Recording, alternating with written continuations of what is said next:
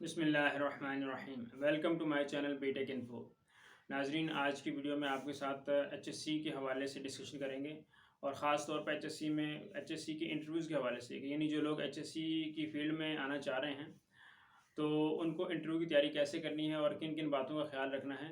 तो ये interview session के हवाले से वीडियो होगी, जिसके अंदर हम लोग आज डिस्कस करेंगे परमिट के हवाले से कि परमिट्स क्या होते हैं और परमिट्स की डिटेल्स क्या हैं। लेकिन वीडियो को स्टार्ट करने से पहले जो लोग चैनल पर नए हैं उनसे रिक्वेस्ट है कि चैनल को सब्सक्राइब कर लें और लाइक कर लें, क्योंकि इस चैनल के अंदर आपको मिलती हैं स्टॉक एक्सचेंज के हवाले से डिस्कशन, डिटेल्स, उनकी इन्फॉर्मेशन और उसके अलावा एचएससी यानी हेल्थ एंड सेफ्टी के हवाले से कि कौन सी सर्टिफिकेशन आपको ज़रूरी हैं। जैसे कि मैं रिसेंटली एक वीडियो अपलोड कर चुका हूँ एचएससी के हवाले से कि इसमें ट्रेड्स कौन कौन से हैं, और उसके अलावा ये है कि यहाँ पर आपको कुछ जॉब्स अपलोड की जाती हैं।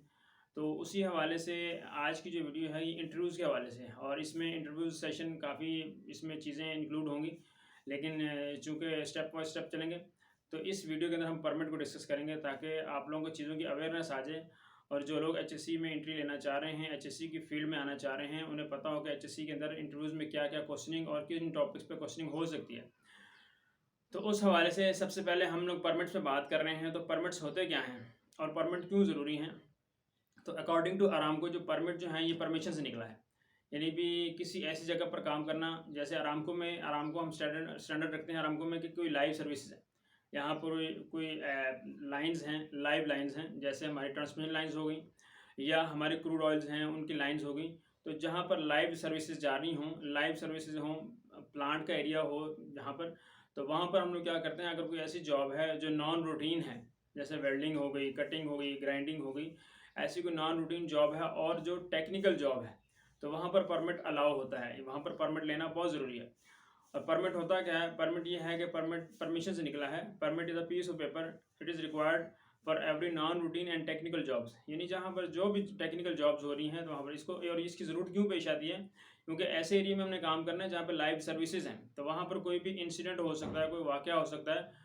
तो वो उन चीज़ों से बचने के लिए हम क्या करते हैं, परमिट की जो रिक्वायरमेंट्स हैं उसमें क्या होता है कि हम लोगों ने उस जगह को इंस्पेक्ट करना है। जो परमिट इशूइंग अथॉरिटी है और परमिट रिसीविंग अथॉरिटीज़ हैं, ये क्या होते हैं ये हम डिस्कस करेंगे। लेकिन अभी चूँकि परमिट की डेफिनेशन डिफाइन कर रहे हैं, तो उसमें ये है कि जो ये दोनों अथॉरिटीज़ हैं, ये दोनों जाती हैं उस जगह को इंस्पेक्ट करती हैं, जाके देखती हैं कि यहाँ पर हैज़र्ड्स क्या क्या हैं, ख़तरात क्या क्या हैं, उसके अकॉर्डिंगली हमने काम क्या करना है, फिर वो परमिट के ऊपर मेंशन होता है और इसके अंदर कौन कौन से लोग हैं उन्होंने काम करना है। तो ये तो परमिट की डेफिनेशन के अकॉर्डिंगली, और जो इसमें हम लोग अरामको को अगर स्टैंडर्ड ले रहे हैं तो अरामको के स्टैंडर्ड के अकॉर्डिंगली जो परमिट्स की जीआई है वो 6.2 है। जीआई यानी इनकी जनरल इंस्ट्रक्शंस क्या है, परमिट्स की लिमिटेशंस क्या हैं। आप 6.2 को सर्च करेंगे तो आपको इसकी जो डिटेल मिल जाएगी कि परमिट्स के अकॉर्डिंगली कि कहाँ पर कौन सा परमिट चाहिए और परमिट्स की लिमिटेशंस क्या हैं, परमिट की रिक्वायरमेंट्स क्या हैं, परमिट के अंदर होता क्या क्या है, इशूइंग अथॉरिटीज़ क्या हैं और रिसीविंग अथॉरिटीज़ क्या हैं।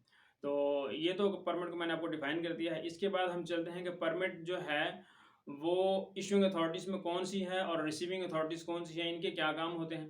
तो जो इशूइंग अथॉरिटी है वो इशूइंग अथॉरिटी मोस्टली जो है वो जो भी एम्प्लॉयर होता है या जो कंपनी होती है या जो प्रोडक्शन डिपार्टमेंट होता है, वो होते हैं हमारे इशूइंग अथॉरिटीज़, यानी जिन्होंने परमिट इशू करना होता है।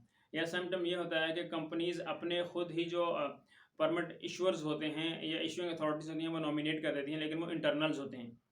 तो उनका पर्पस क्या होता है, उन्होंने परमिट को इशू करना होता है। और इसी तरह जो रिसीविंग अथॉरिटीज़ है, रिसीविंग अथॉरिटीज़ वो हैं जो काम करने वाले लोग हैं, जिन्होंने काम करना है, तो वो हैं रिसीविंग अथॉरिटीज़ यानी परमिट रिसीवर्स। तो इन दोनों की रिस्पॉन्सिबिलिटीज़ ये होती हैं कि सबसे पहले परमिट लेने से पहले इन दोनों ने उस जगह का जॉइंट साइट विज़िट करना है, उस जगह को जाकर देखना है, ताकि उन्हें आइडिया हो जाए कि यहाँ पर वर्किंग क्या है और परमिट के ऊपर मेंशन क्या करना है। ये तो हो गया इशूइंग अथॉरिटीज़ और रिसीविंग अथॉरिटीज़ यानी कौन कौन सी होती है।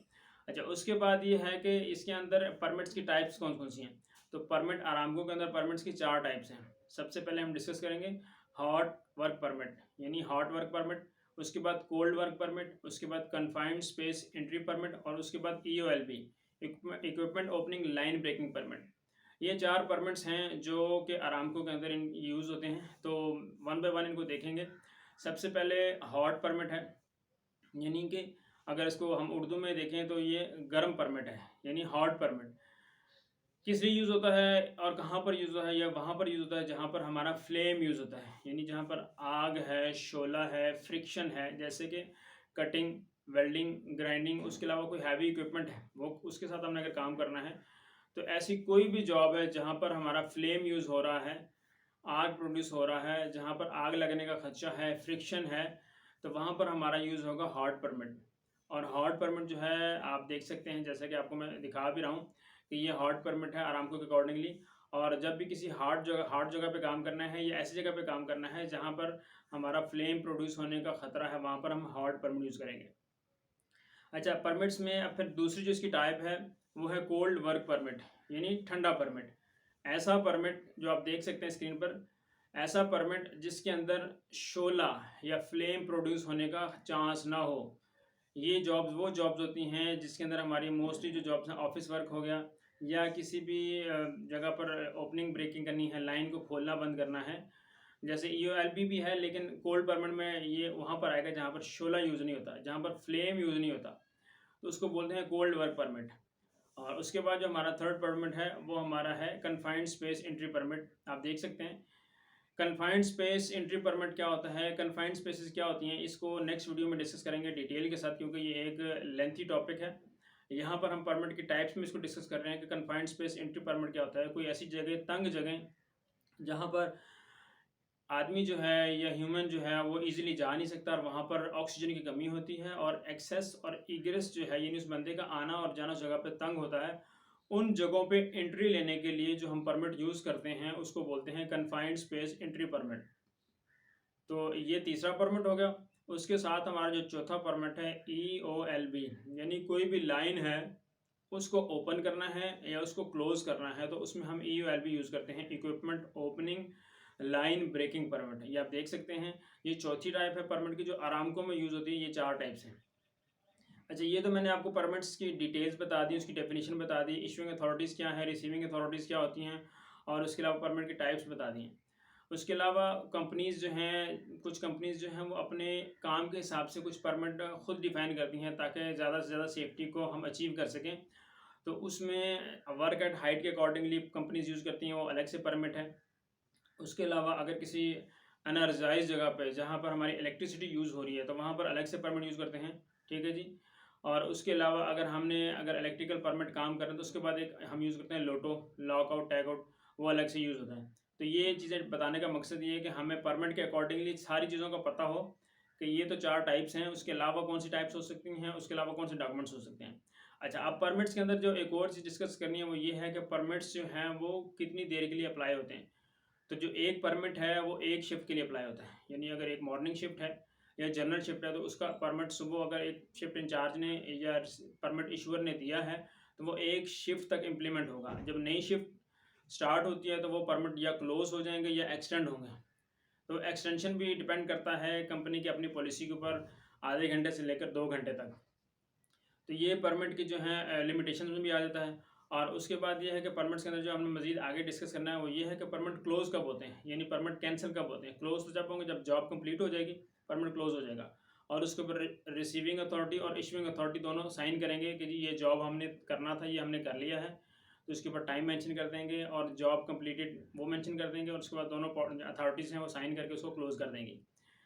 अच्छा, उसके बाद इसमें जो परमिट कैंसिल किन सूरत में होते हैं, परमिट कैंसिल होने की कुछ वजूहात हैं।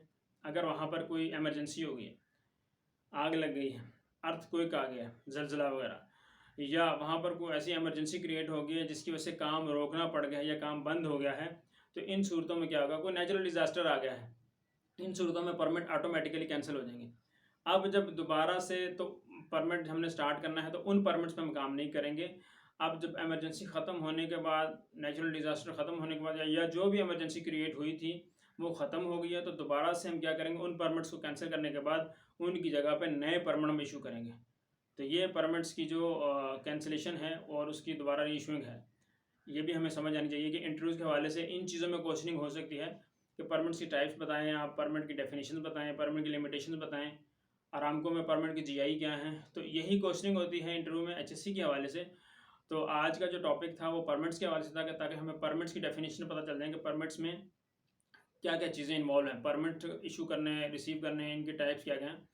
तो होपफुली कि मैंने आपको इसमें चीज़ों को डीपली ब्रीफ कर दिया है, डिस्कस कर दिया है। उसके अलावा भी अगर किसी को कोई चीज़ पूछनी हो तो कमेंट्स में पूछ सकता है, और मैं अपना नंबर भी स्क्रीन पे शेयर कर दूँगा। कोई बंदा मेरे से इनबॉक्स रब्ता करके भी परमिट्स के हवाले से या एचएससी के हवाले से, इंटरव्यू के हवाले से कुछ और डिस्कस करना चाहता हो तो वो डिस्कस कर सकता है।